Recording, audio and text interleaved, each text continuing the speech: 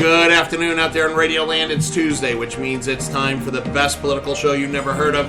It's time for Backroom Politics, live from Shelley's Backroom, 1331 F Street, in the heart of our nation's capital, Washington, D.C. Joining me as they do every Tuesday in kind of a roundabout way. Everybody's kind of mixed up today at the table, but ironically to my left, he is the former Undersecretary of Commerce who served under the last count 4 presidents, longtime Senate staffer and Washington insider. He is the Honorable Alan Moore. Hello, Alan. Hello, Justin. And to my 11 o'clock, he is the former floor chief for then Minority Leader Gerald R. Ford. He is also the former parliamentarian or assistant parliamentarian for 4 Republican national conventions. Former NBC Vice President of Government Affairs, he is Bob Hines. Hello, Bob. How you doing, Justin? And to my 1 o'clock, she is the former Obama appointee to the Maritime Administration. She is also the former General Counsel to the Homeland Security Committee under Benny Thompson. She is Denise Krepp. Hello, Denise. Hey, Justin. And to my 1:30, he is the retired 1-star admiral from your United States Navy. He is Admiral Ken Carradine. Hello, Admiral. Hello, Justin. And ironically, also to my right, he is the longtime political operative for the Democratic Party, bar-certified attorney in the great state of Maryland and the District of Columbia. He is Dan Lipner, Esquire. Hello, Daniel. Hello, Justin. I'm just glad to be here to make Shelley's Backroom great again. Well, you know what? I'm glad somebody is. I will tell you right now, there is a lot to get to today. During the 5 o'clock hour, we're going to have a special guest. We're going to have from the LA Times, their Department of Justice correspondent and New York Times bestselling author Del Wilber.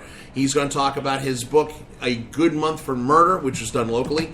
Best-selling book right now on the LA Times nonfiction list.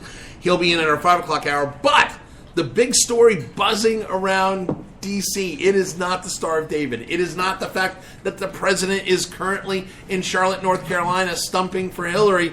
It is the 15-minute press conference that FBI Director James Comey gave around 11 o'clock this morning, where he basically said they are not recommending criminal charges against the former Secretary of State and former First Lady and former Senator of New York, Hillary, and presumptive Democratic nominee for president, Hillary Clinton. That has now started what can only be described as a poop storm flying in and around the Beltway. The finger pointing has begun. People who used to be big fans of James Comey coming out and saying, oh, this was politically driven, this is horrible. Let's get down to the basics. First of all, James Comey today, I'm going to paraphrase. Was it careless? Yes. Was it irresponsible? Absolutely. Was it criminal? Not so much. It is absolutely amazing to me that James Comey has come out and made a recommendation to the Department of Justice not to seek criminal charges. We'll start on the left side. Dan Lipner. You're not shocked by this, I take it. No, considering I was predicting from the get-go, there was no there. I mean, there are so many factors that we want to talk about here. The first thing we're going to talk about the political aspects and actually what she did. Ken, we're going to talk about your segment here in a little bit about the actual events and what led up to it, because he was very telling in his statement today. Going over here to Alan Moore. Alan, what is there something here? Is this a thing? I can't resist. Okay, go ahead. Come on, just dish. Commenting on Dan's self-congratulatory statement saying, it's like I always said, there's no there. I remember months ago when this issue of the emails came out and Dan confidently predicted that there was no there, that this was a 1 or 2 week story. Oh, maybe not. There's a lot there. And plenty of ammunition in Director Comey's comments, taking Secretary Clinton and her senior people to task for carelessness, bad judgment, doing things that they said they had not done, meaning sharing top secret and confidential information. However, Comey also said, and this was no surprise to anybody who was paying attention, that he did not believe that there was enough there for career prosecutors to build a case on to bring charges. So that what the Clinton people are trying to say is she was cleared.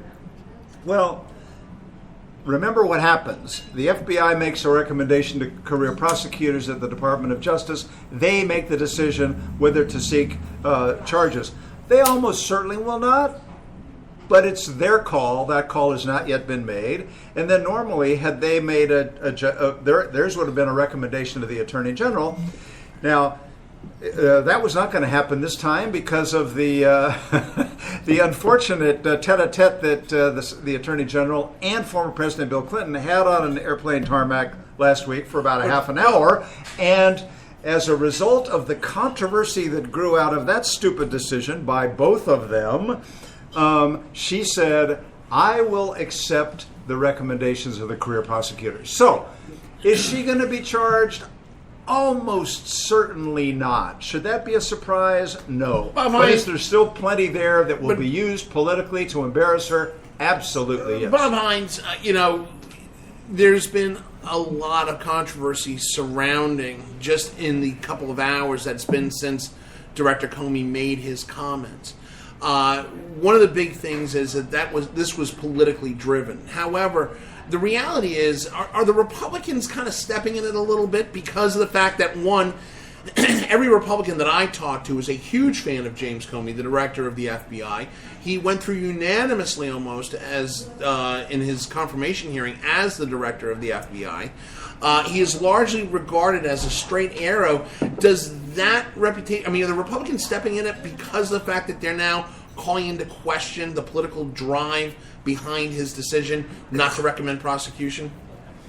Well, I think that the decision was made by the appropriate authorities. There was nothing there, and I believe that is the case. And I don't think that the fact that he has said there's nothing there, I think is the appropriate thing. I think there is nothing there that should be done with respect. There's nothing there criminally. Let's be clear about this. There's a lot there. Well, let's be clear about that. Not enough there. Yeah, right. There's a lot of stuff that we don't like, and we think would have been done better by people who ought to know better. It was not criminal. Let's put this out on the table. The reality is, what James Comey today was not give her a wave off, but was a very, very distinctive slap on the wrist, a very, a verbal censure, if you will, for the irresponsibility of her and her team to do this. She did not get off, quote unquote, scot-free on this. No. But it's not criminal, but it was bad judgment all the way down the line. Denise Krepp. Yeah. Okay. Here's what's going to happen. This is going to happen. They're going to FOIA now the emails with Comey and those recommendations. They're going to do that. That's what the next step is going to be. Could they find anything criminal? No. Are they going to charge her? No. But somebody's going to drop the FOIA papers tonight, if not tomorrow. And I bring that up because this is going to drag it out for the Democratic Party even more than it already has. And the reason they're going to do that is because I've been through this witch hunt before. It didn't stop with Comey. I can tell you that it never stops with that person. It always goes to the White House. As somebody who's had to be in the position of having to name names like this before, that's what people are now going to do. I got to tell you something in Comey's background, though. Comey was a Bush administration appointee to the Justice Department. He was Deputy Attorney General. That's not an insignificant thing. So obviously, he's now a partisan Democrat. To call it his... Hold on. Let Denise finish. Nothing. No. What I'm saying... Okay. Comey's going to say, I never talked to the White House about this. Comey is going to try to get... It doesn't matter if you're Democrat or Republican. What he's going to do is try to preserve the power of his own institution, which is the FBI. He's going to make the statement, it's going to come out of his mouth in the next 24 to 48 hours, that this was my decision alone. That is going to trigger the FOIA, and that's what people are now going to sift through, because they're going to find out that it wasn't his decision alone. And it has to be his decision alone. The thing about it is that's criminal law enforcement 101. As a director, he is given the task to investigate the crime. He investigated the crime. He has the ability to recommend prosecuting or not prosecuting a case. Right. And the reality is he deemed it over a year and over 150 full-time equivalent man hours and woman hours on this I'm case. Just telling you, as many times as I've had to do this before in different jobs, that this is what's going to happen, and it's going to be miserable, and it's going to be awful. Admiral Ken. So two things. Don't get into the email subject. We're going to get into that now. We're talking about the politics of Comey's decision right now. The politics of Comey's decision is that it doesn't matter whether he got picked up, that he was supported by the Republican Party during his confirmation hearings. What's important is the fact, and I think both of you guys have hit on it just from two different perspectives. He's going to do his job. And part of his job is being a good soldier. And pretty much, I think Denise is right. I think Denise, the administration at this point does not want to see Hillary Clinton brought up on criminal charges for her email foibles. And tagging on behind Bob and Alan, yeah, there's a whole lot of there, and we'll talk about that here in a minute. But right. Oh my God, yeah, but as far as the criminal case goes, it appears right now that Comey, from people I've talked to in DOJ, from people I've talked to at the FBI, have stated that he has pretty much insulated that investigation from political influence as much as he could. It seems that this was done pretty innocuously. Well, the structure of the FBI, because of crimes of the past of domestic law enforcement, I mean, even the appointment of the FBI director is meant to be askew from other political appointees. So it's held in higher regard, much like the appointment of the head of the Fed. It is supposed to be a different beast.